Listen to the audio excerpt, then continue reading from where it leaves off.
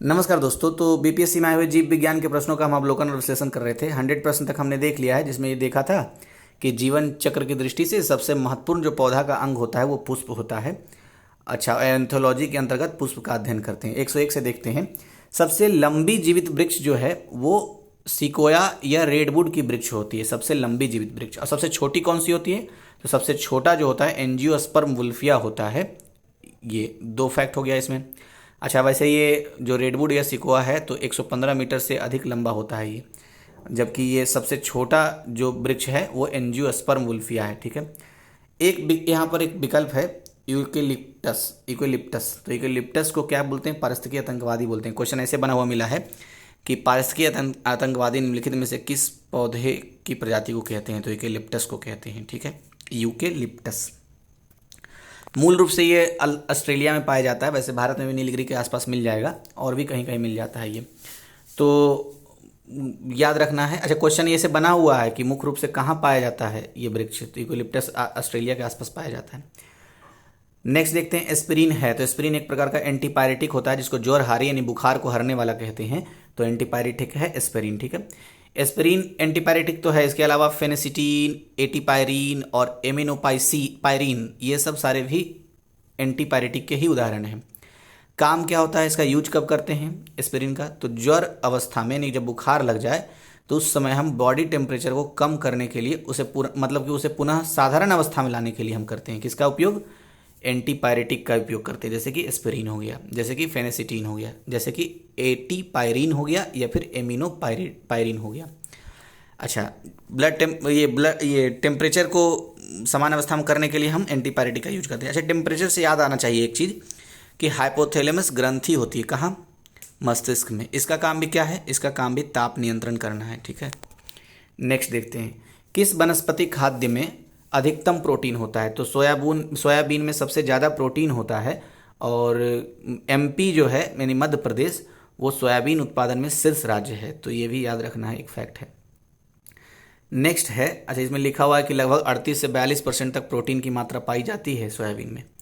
Next है, तना काट आमतौर से किसके प्रवर्धन के लिए प्रयोग किया जाता है? तो गन्ना या फिर गुलाब। गुलाब तो ऑप्शन में है ही नहीं, लेकिन गुलाब और गन्ना दोनों के प्रवर्धन के लिए तना काट आमतौर पर तना काट पद्धति का प्रयोग किया जाता है। अच्छा, इसमें एक लिखा हुआ है कि गन्ना का कायिक प्रवर्धन डाली, कलम या पेड़ी द्वारा होता है। ठीक है, लेकिन हर मुट्ठी फसल के साथ उपज हर बार घटती जाती है। मतलब जितनी बार उस कटे हुए को लगाएंगे तो हर बार ये फसल घटता जाता है। इसीलिए हर 3 से 4 वर्ष बाद ताजी डाली कलियों का पुनः रोपण करना पड़ता है। नेक्स्ट, संसार का सबसे बड़ा पुष्प है। तो रेफ्लेसिया जो होता है संसार का सबसे बड़ा पुष्प है।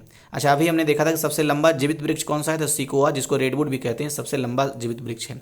और सबसे छोटा जीवित वृक्ष कौन सा है? तो एंजियोस्पर्म वुल्फिया। ठीक है, और सबसे बड़ा पुष्प अब हमने देख लिया रेफ्लेसिया को। लिखा हुआ है व्याख्या में, संसार का सबसे बड़ा फूल रेफ्लेसिया है। यह इंडोनेशियाई वर्षा वन में डॉक्टर जोसेफ अर्नाल्ड द्वारा 1818 में पहली बार खोजा गया। इस फूल का व्यास 100 सेंटीमीटर तथा वजन 10 किलोग्राम तक होता है। ऐसा इतना भारी फूल है। नेक्स्ट, इतना भारी फूल है, इसको अगर फरवरी के महीने में किसी तारीख को अगर किया जाए तो मतलब क्या दृश्य होगा, 10 किलो का फूल। नेक्स्ट, वैसे फरवरी से याद आया, 10 फरवरी को पता है दलहन दिवस मनाया जाता है, राष्ट्रीय दलहन दिवस, तो ये भी याद रखना है। नेक्स्ट, हरगोविंद खुराना को किस आविष्कार के लिए सम्मानित किया गया? तो हरगोविंद खुराना को दरअसल जीन के संश्लेषण के लिए सम्मानित किया गया था 1968 में। हाँ, तो विकल्प बी इसका सही आंसर है। क्या लिखा हुआ है? हरगोविंद खुराना को जीन संश्लेषण के लिए 1968 में चिकित्सा का नोबेल पुरस्कार दिया गया था। उन्होंने अपनी खोज से आनुवांशिक कोड की व्याख्या की और प्रोटीन संश्लेषण में इसकी भूमिका का पता लगाया था। तो इसी कारण इनको नोबेल प्राइज मिला। कब? 1968 में।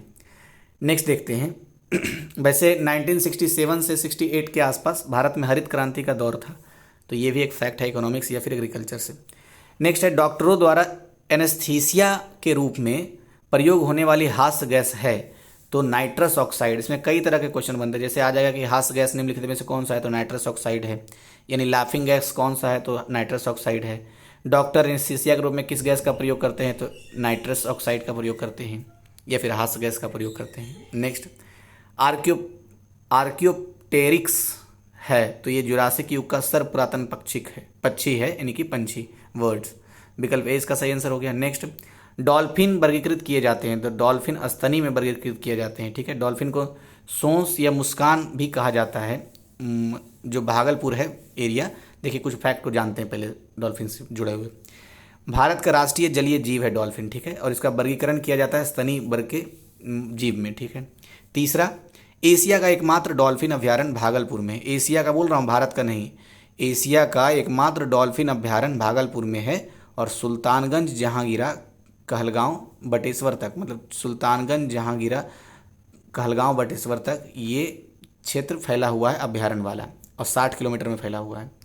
और वो भागलपुर में इसके वन विभाग के द्वारा मुस्कान कहा जाता है, मुस्कान नाम भी दिया जाता है।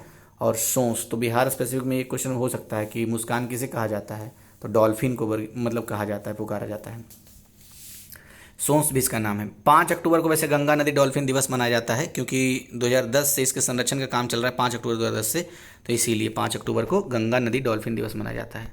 अभी बहुत सारे दिवस के बारे में बात किया है हमने इन सीरीज में, जैसे 1 दिसंबर एड्स दिवस, 10 फरवरी को विश्व राष्ट्रीय दलहनी दिवस, और क्या हमने बात किया था, कौन सा दिवस, 14 नवंबर को विश्व मधुमेह दिवस, और 27 जून को विश्व मधुमेह जागृति दिवस। ठीक है, तो ये सारे दिवस थे। नेक्स्ट है इस वीडियो का लास्ट क्वेश्चन, प्रतिवर्ष 5 लाख भारतीय एक रोग से मरते हैं, इसकी पहचान करें। तो उस समय का करंट अफेयर से जुड़ा हुआ एक क्वेश्चन था, तो 6 रोग यानी कि कर्क रोग से मरते हैं। वैसे इसमें जो महत्वपूर्ण फैक्ट है, विश्व क्षय रोग दिवस कब मनाया जाता है, तो 24 मार्च को मनाया जाता है। और ये आपको आ रहा है ना याद, अभी प्रचार आता है टीवी हारेगा देश जीतेगा, तो 24 मार्च को विश्व क्षय रोग दिवस मनाए जाते हैं। अब अच्छा, इसमें कुछ फैक्ट लिखा हुआ है, क्षय रोग का कारण जीवाणु है, तो याद रखना क्षय रोग का कारण क्या होता है, जीवाणु, विषाणु नहीं होता है। उसका नाम है माइक्रोबैक्टीरियम ट्यूबरक्लोसिस, तो इसीलिए इसको टीवी भी कहते हैं। क्षय रोग से मनुष्य का फेफड़ा प्रभावित होता है, तो क्वेश्चन ऐसे बन सकता है कि विश्व क्षय रोग दिवस 24 मार्च को मनाया जाता है। क्षय रोग से मनुष्य के शरीर का कौन सा अंग प्रभावित होता है, तो फेफड़ा प्रभावित होता है। अब नेक्स्ट लास्ट वीडियो आएगा, उसमें ये सारे हम क्वेश्चंस को डील कर लेंगे। ठीक है, वीडियो कैसा लगा सुझाव जरूर दीजिए, और किस प्रकार के और वीडियो बनाने चाहिए ये भी आप मुझे बता सकते हैं, मैं ज़रूर बनाऊंगा।